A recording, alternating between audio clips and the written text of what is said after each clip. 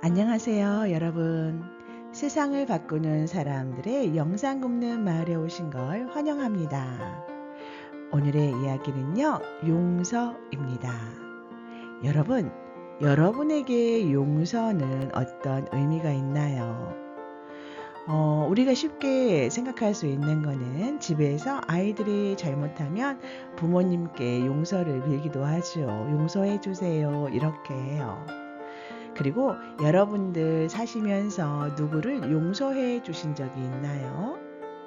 그러면 그 용서를 해 주셨다면 여러분들이 피해를 받으셨었을 텐데 그 마음, 그 피해받은 마음, 그 마음을 다 버리셨나요? 여러분, 여러분은 진정한 용서는 어떤 거라고 생각하고 계신가요? 우리 오늘의 이야기 한번 같이 공부해 보고요. 우리 용서에 대해서 다시 한번 이야기 나누도록 해요. 질문입니다. 얼마 전 오늘이라는 영화가 개봉되었는데 그 내용을 보면 여주인공이 자신의 섣부른 용서가 또 다른 사람을 죽인 것을 알고 충격을 받습니다. 그렇다면 이 여주인공의 용서가 잘못된 것입니까? 용서한다는 것은 사람이 할 수 없는 것입니다. 세상에 일어나는 모든 것은 대자연의 법칙으로 일어나는 것이지 사람이 용서하고 말고 하는 것이 아니라는 것입니다. 다시 말해, 대자연이 스스로 이끌고 가기에 내가 용서를 한다고 해서 용서되는 것이 아니라는 말입니다. 만일 아버지가 자식과 함께 길을 가고 있는데 누군가가 자식을 어떻게 하다 죽이게 되었습니다. 그러면 나는 내 자식이기 때문에 상대를 미워하게 됩니다. 그러나 옆에서 다른 애가 죽었다면 나는 상대를 그렇게 미워하지 않습니다. 내 자식이니까 미워하는 것입니다. 내 자식이 죽었다면 지금 죽을 일이 있어서 죽는 것입니다. 그 역할을 상대가 지금 하는 것입니다. 그러니 사회가 사회법을 만들어 놓고 처단하도록 거기에 맡겨야 합니다. 내가 용서하는 것이 아니라 사회가 용서하면 이것이 왜 이렇게 되는가 이런 것을 고민해야 하겠지만 사회가 처분을 해주면 사회 처분에 맡기고 갈 수밖에 없습니다. 내가 어떻게 할 수 있는 것이 아닙니다. 내가 처단하겠다라고 하면 상대를 처단해 놓고 나도 교도소에 들어가서 처벌을 받아야 됩니다.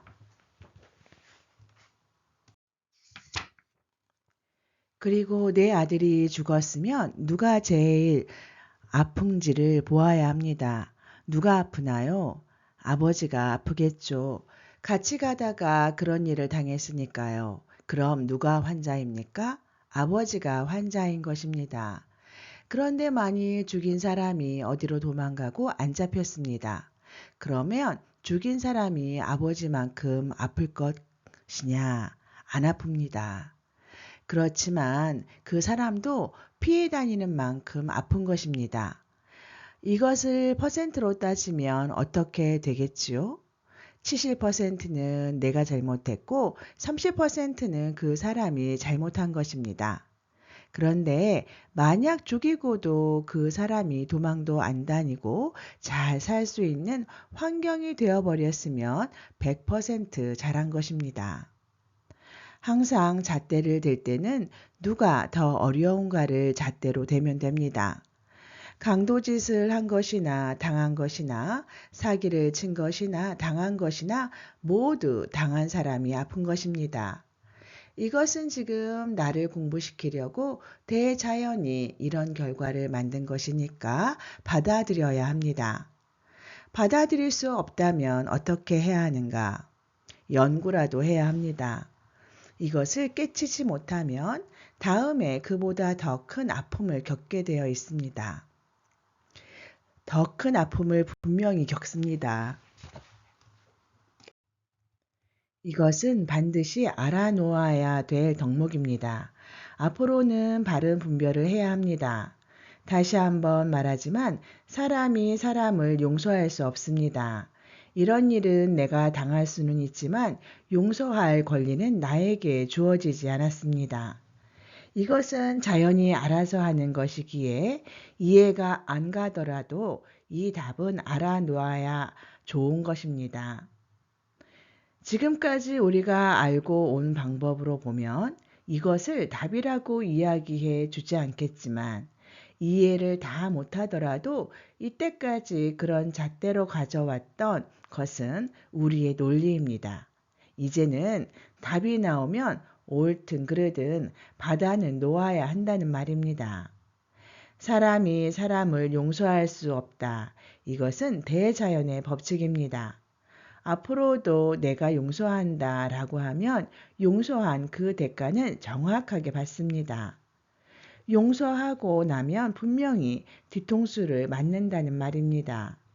어떠한 일에도 사람이 사람을 용서할 수 없습니다. 질문입니다. 사람이 용서할 수 없다면 대자연에 저 사람을 용서해 주십시오 하고 기도하는 것은 어떻습니까? 그것은 대자연에 맡기는 것입니다. 대자연에 이 사람을 용서해 주십시오 라고 해놓고 내 마음이 움직인다면 용서해 주십시오 라고 말만 한 것이지 진심으로 용서해 주라고 빈 것이 아닙니다. 진심으로 용서해 주라고 빌었다면 그 사람이 웃으면서 가도 나는 가만히 있어야 합니다. 희한한 짓을 하면서 침을 퇴 하고 뱉고 가도 내 마음이 움직이지 않아야 합니다. 대자연에 내가 용서해 달라고 했으면 대자연이 알아서 한 것을 보고 그가 나에게 다시 욕을 하더라도 나는 동하면 안 됩니다. 동하면 다음에 더 큰 어려움을 내가 또 맞아야 합니다. 내가 객기를 부리면 안 된다는 것입니다. 용서를 가지고 객기를 부리면 내가 또 얻어맞습니다. 대자연에 용서를 해달라고 하지도 마세요. 무슨 말이냐 하면 용서를 한다고 그 사람을 위해 대자연에 빌어주는 것도 바른 법이 아니라는 것입니다. 내가 아픔을 겪었으니까 그 사람을 용서해 달라는 것입니다. 내가 아픔을 겪었으면 내 잘못을 뉘우쳐야지 내가 그 사람을 용서하면 안 된다는 것입니다. 내가 하느님께 그 사람을 용서해 달라고 이야기한다면 그 사람을 잘못한 사람으로 결론 내린 것이 아닌가요?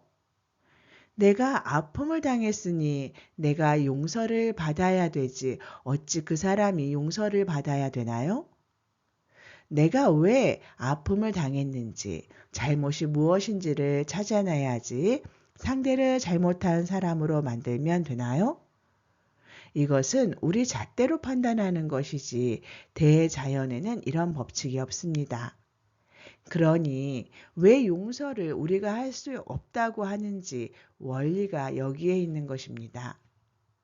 내가 아프면 나의 잘못을 찾아서 내가 용서를 빌어야 합니다. 이것은 사람이 사람을 절대 용서할 수 없다는 법칙이 있기 때문입니다. 내가 어려움을 겪는다면 내가 지금 죄인임을 알아야 합니다.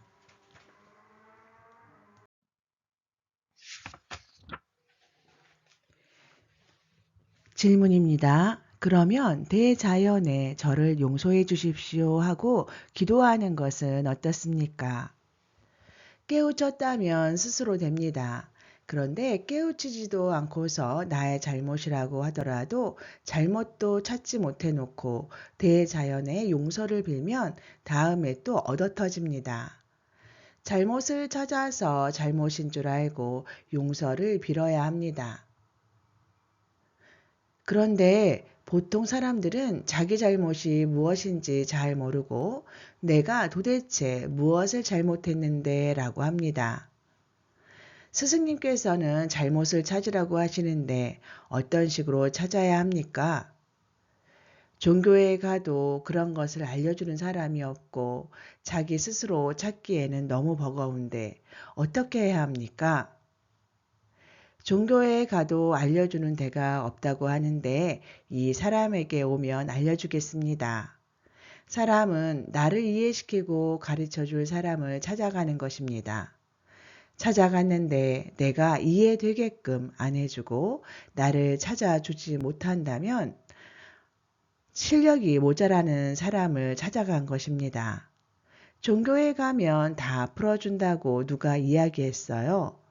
종교에 가면 내 잘못을 다 깨우치게 해준다고 하나님이 그렇게 말했어요? 그 사람이 실력이 있는지 없는지 그것도 모르고 내가 그렇게 알고 찾아갔던 것입니다. 그렇게 찾아갔을 때 나를 이해시켜주면 실력이 있는 사람을 만난 것이고 이해를 못 시켜주면 실력이 없는 사람을 만났으니까 풀리지 않는 것입니다. 그래서 여기도 찾아가 보고 저기도 찾아가 보는 것입니다. 오늘날의 이러한 법칙은 이제 찾으러 가면 풀릴 때가 되었기 때문에 지금 이 물음이 나오는 것입니다. 이 사람에게 오세요. 이해가 되도록 풀어주겠습니다. 이해를 한다는 것은 정리할 수 있는 길을 열었다는 이야기가 됩니다. 나쁜 일도 바르게 정리하고 나면 두 번 다시 나쁜 일이 안 생깁니다. 그러나 이것을 정리하지 못하면 정확하게 나쁜 일은 또 옵니다. 한번 안 좋은 일이 왔다는 것은 이것을 해결하지 못하면 또 온다는 예고까지 되는 것입니다. 예고장까지도 그 안에 포함되어 있습니다.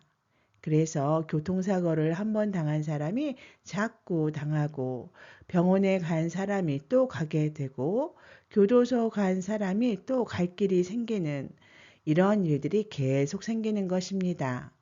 단골이 되는 것입니다. 욕 들어 먹던 사람이 또 욕을 들어 먹고 사기당한 사람이 또 당하고 도둑을 맞은 사람이 또 맞습니다. 그 줄로 지금 공부를 시키려고 들었는데 내가 깨우치지 않는 이상 이것은 벗어날 수가 없습니다. 그러니 용서라는 단어는 있으되 인간이 쓰는 것이 아닙니다. 알고 있으라고 지금 만들어 놓은 것입니다. 용서의 반대는 뭐예요? 복수죠. 용서와 복수 이런 것들은 단어는 있으되 쓰는 것이 아닙니다.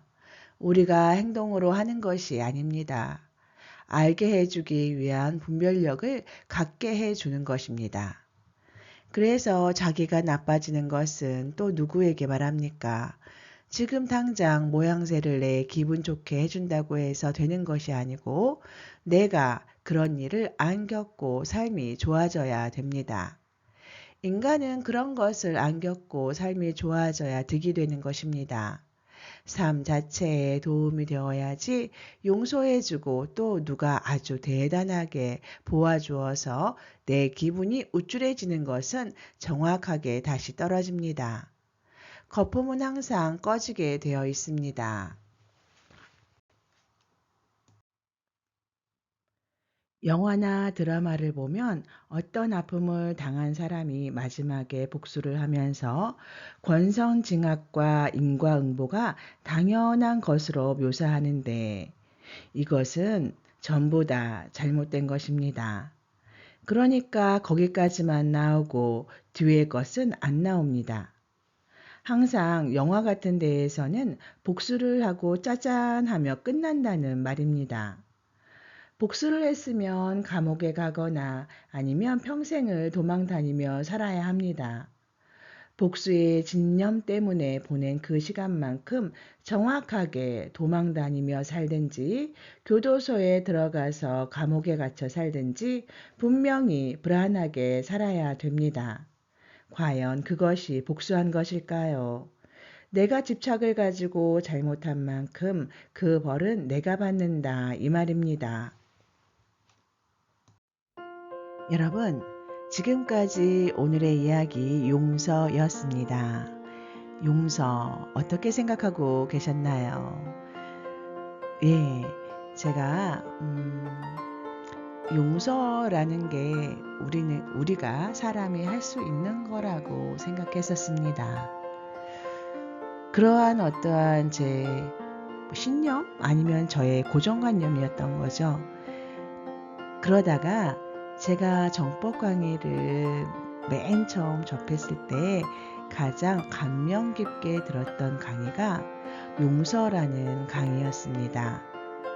제가 가지고 있던 어떠한 그 고정관념을 깰 수밖에 없게 만드는 강의였어요.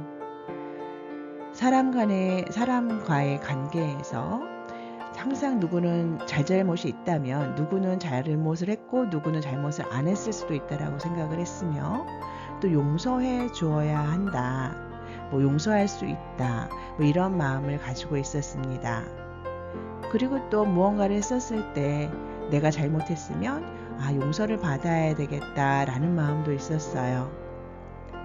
그런데 용서라는 것은 사람이 할 수 있는 게 아니다라는 게 이 강의를 들으면서 이해가 됐습니다.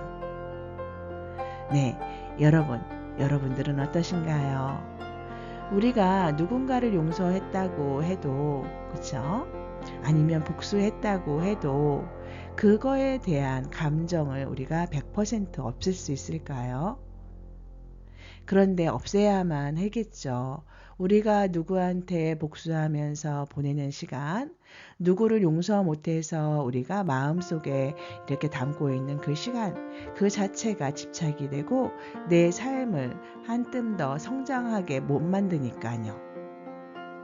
그러니까 되도록이면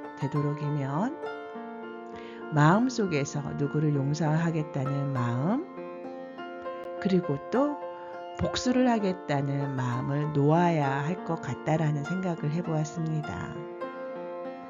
원통하고 분하지요. 그런데 우리의 짧은 인생은 그거에 얽매여서 우리가 성장하지 못하고 이 세상을 떠난다면 그것보다 더 아까운 건 없을 것 같아요. 여러분들은 어떻게 생각하세요? 오늘의 책 소개 잠시 드리겠습니다. 정법 강의 플러스 노트 제1권입니다. 말하니 진정, 역근이, 그리고 발행처 주식회사 정법시대입니다. 여러분, 오늘도 정말 감사드리고요. 기쁘고 즐거운 하루 만드세요.